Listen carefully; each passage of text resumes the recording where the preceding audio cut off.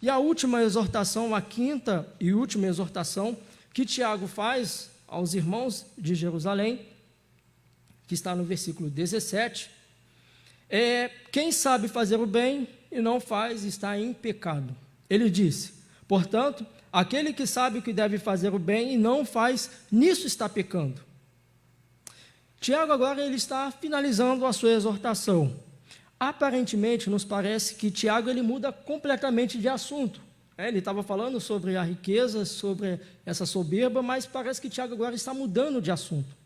Alguns até dizem que essa passagem de Tiago é uma citação de Romanos capítulo 14, versículo 23, que diz: e tudo que não provém de fé é pecado. Mas, de toda e qualquer forma, Tiago ele está resumindo aqui a sua exortação, dizendo e indicando que pecamos por negligência e também pelos nossos atos deliberados. Tiago está dizendo que nós pecamos por negligência e pelos nossos atos deliberados. Ou seja, o pecado não se resume àquilo que nós fazemos, mas àquilo que nós deixamos de fazer. É isso que Tiago está dizendo. Para nosso melhor entendimento sobre isso, no Evangelho de Lucas, capítulo 12, versículo 35 ao 48, nos fala sobre a parábola do servo vigilante. No versículo 47 diz assim: aquele servo, porém, que conheceu a vontade de seu senhor e não a aprontou, nem fez segundo a sua vontade, será punido com muitos açoites. Se você ainda não entendeu, Mateus, versículo 21, capítulo 21, do versículo 28 ao 32, Jesus ele vai falar sobre a parábola de dois filhos. O seu pai precisava sair e ele pede para que seus dois filhos cuidem da sua vinha. Um disse que iria cuidar, que iria fazer o serviço, mas não fez. O segundo disse que não ia fazer, se arrependeu e fez.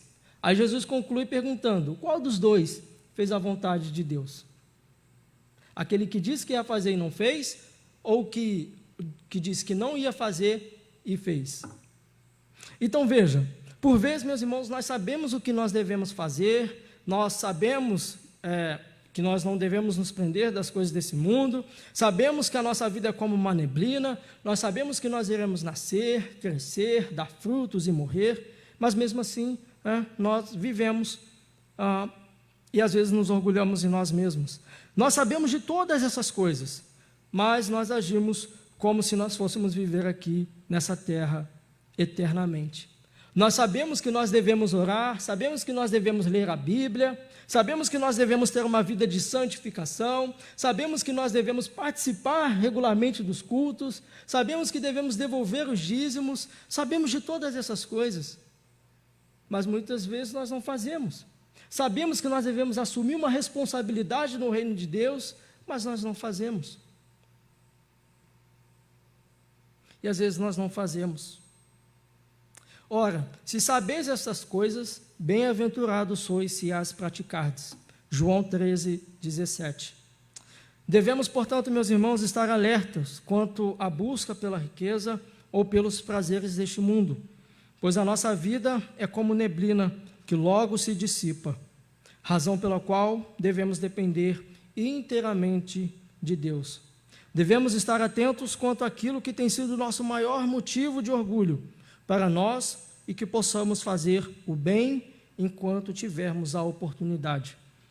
Portanto, aquele que sabe que deve fazer o bem e não faz, nisso está pecando.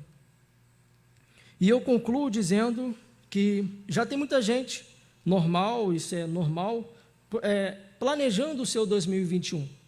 Muita gente já está se organizando para o seu 2021.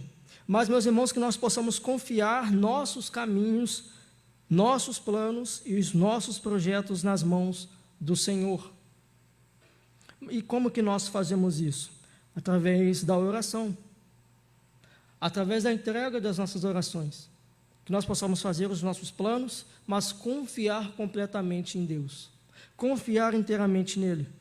Descansar, eu quero dizer aqui, que não significa que nós não devemos agir. Não significa que nós devemos agir, mas que devemos confiar plenamente nos seus desígnios e propósitos.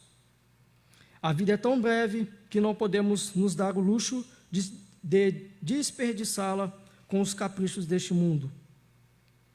Temos de fazer com que a nossa vida valha a pena para Deus e o seu reino. Amém.